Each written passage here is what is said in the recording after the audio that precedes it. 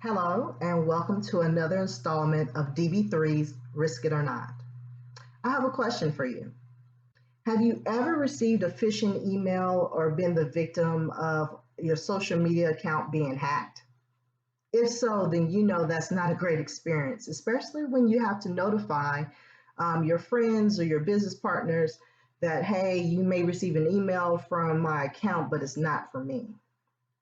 Well, social network sites have made social engineering easier than ever before. So, whether you're a business owner or not, this video is definitely for you. If you're a business owner like me, then trust me, you do have sensitive information on your clients.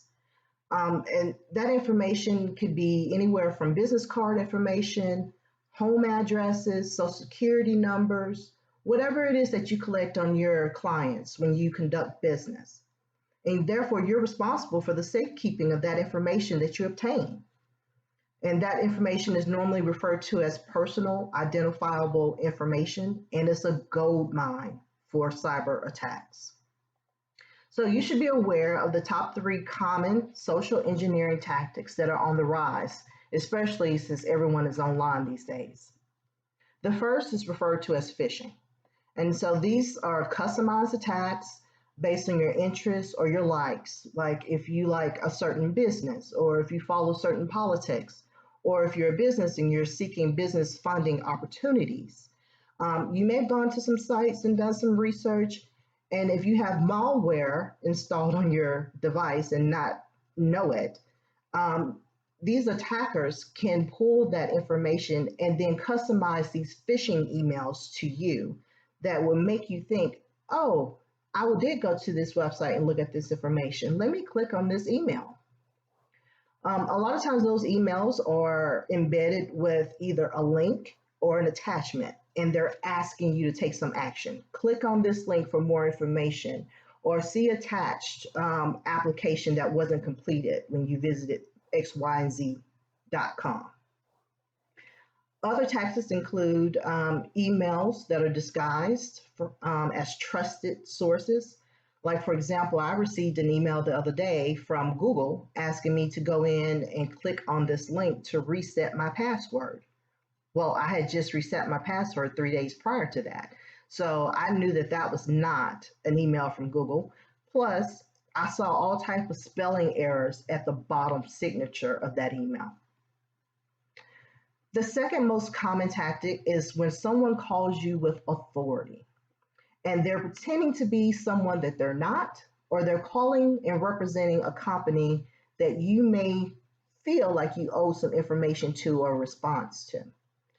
Their whole purpose is to obtain access to your system and maybe your password.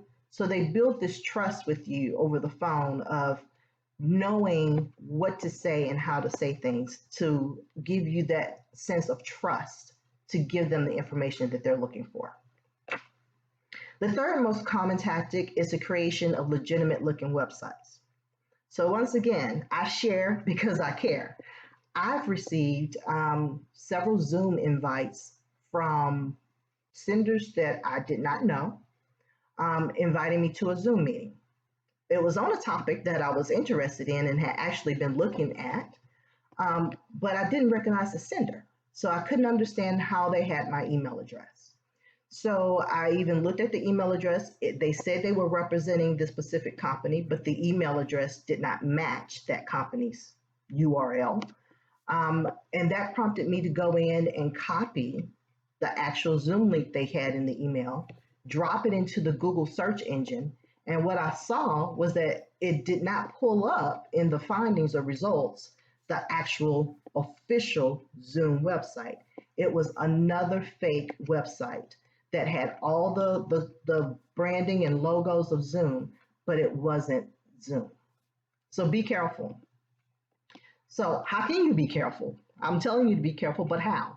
Well, there's different ways that you can fend off these type of cyber attacks. The first one is to get cybersecurity training. So if you're a small business, most likely you do not have an IT department, right? You're a one man, one woman show. And so I just want to let you know that there are free resources online that you can Google for cybersecurity. Um, Videos, articles, and most of them will give you, the most common tactics, steps you can take to protect yourself and your business. Some of the tidbits that I like that I think are very relatable and anyone can do is to simply look at the emails that you receive before doing any action, right? So one, do you know the sender? Do you see all type of spelling errors in this message? Is it asking you to do something? Were you expecting an email from someone with this attachment? And if you don't recognize the sender, you didn't expect the email, don't open the link and don't click on the attachments. Another defense that I will say I recommend for small businesses is to get cybersecurity insurance. Now, cybersecurity insurance provides additional coverage outside of a general liability policy, but is perfect for small businesses if you have to store client data in the cloud or on your electronic device. It protects you against coverage data breaches. If you have malware on your device and they're holding your system's ransom until you make payment, it provides business interruption loss reimbursement for you being unable to conduct business. So it's not very expensive. I strongly recommend it if you are collecting data. So the last thing I'm going to leave you with of why I think that's so important is that if your systems are compromised, you're going to risk losing way more than just the data. You're going to lose the trust that your clients entrusted you with, their data, and for you to safekeep. And they're going to tell everybody to not do business with you. If you like the content of this video, or if you have suggestions of some other issues that you're facing, please leave me a comment. I would definitely like to see that you subscribe so you can get additional access to some free golden nuggets that I throw out here. But for today, that's all that I have for this installment of DB3's Risk It or Not. Thanks for tuning in.